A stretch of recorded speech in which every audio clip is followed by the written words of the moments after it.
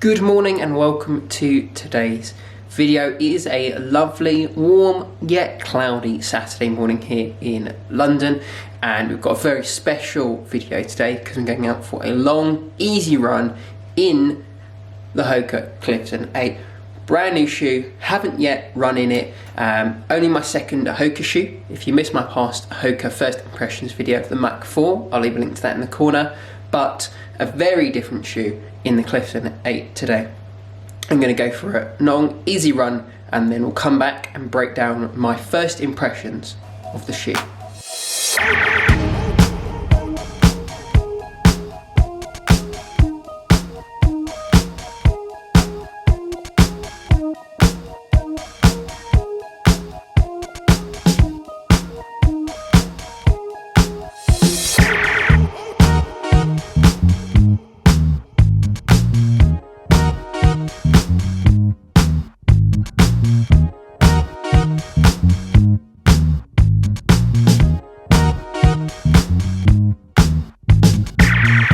Okay, so I've been back from my run for a little bit now, but I've had time to have some food, have a little nap, and really digest my thoughts on the Hoka One Clifton 8.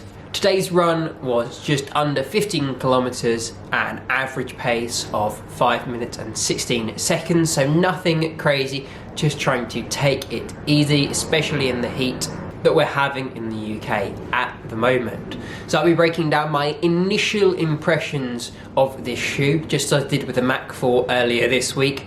Not my full review, that would definitely take a lot more time to understand fully this shoe. But first, let's break down the upper of the shoe. This is a mesh upper, which felt really nice. Surprisingly breathable from a slightly easier shoe, with a really nice amount of padding around the heel collar. I like this heel flare, just something to grab onto as you're putting the shoe on, and it felt really comfortable. No blisters, nothing like that to worry about when it came to the fit of the shoe around the heel area. The toe box felt super spacious, and this fit true to size in my men's 9.5.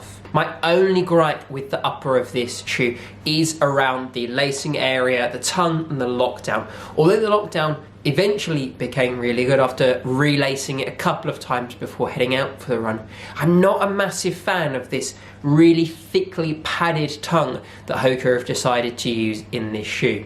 Comparing it to the Mach 4, the tongue in the Clifton 8 is definitely slightly too padded for me. I would have liked them to strip some of that padding out and give them a slightly tighter feel across the midfoot to improve that lockdown. However, it's not a bad upper, and it's definitely very comfortable, no problems with it. It's just having run so recently in the Mach 4 and having had such an incredible upper in that shoe, I wish the upper of this one could take hints from that shoe. Onto the midsole, and the midsole in this shoe is tried and tested. To my understanding, this is very similar to what is in the Clifton 7, and having not tried that shoe, this one really hit home for me. Super comfy with the correct amount of cushion for me and a nice amount of responsiveness. It wasn't just like running on 2 pairs of marshmallows of EVA foam. It felt really quite responsive and had a surprising amount of energy return. This feels like the perfect type of midsole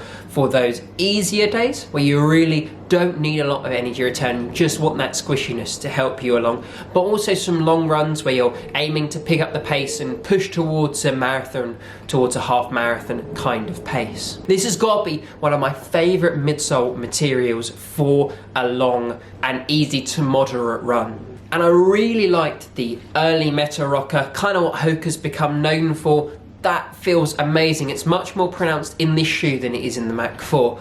It just helps you to kind of move through every single stride really easily without having to think too much about it. So this has got to be one of my favourite midsoles. And then the outsole, not much to talk about here. There's a really nice amount of rubber, not too much, not too little. I think Hoka really hit the spot. They've got a nice amount in the forefoot, a nice amount at the rear where I notice that rubber very often starts to wear away, especially when I'm using this for easier runs where my form isn't necessarily as good. We've still got some exposed foam in the midsole. However, I don't think that's a massive problem.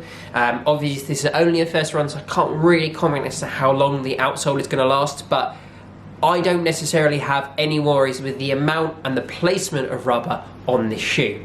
Overall, my first impressions of the Hoka One One Clifton 8 are really positive. I thought this was a great feeling, great fitting, and great shoe to run in, especially I think for your easy to long runs. I think if you're going to be using those to really get in the miles on legs that are often sore through some speed work, you'll be really happy to be reaching for this shoe very often. So that's it for this video. I hope you've all enjoyed. If you did, please consider liking and subscribing, as that really helps out the channel. I'll be updating you on my thoughts of both the Mach 4 and the Clifton 8 as I get more miles in them, so stay tuned for those videos. But until then, I'll see you later.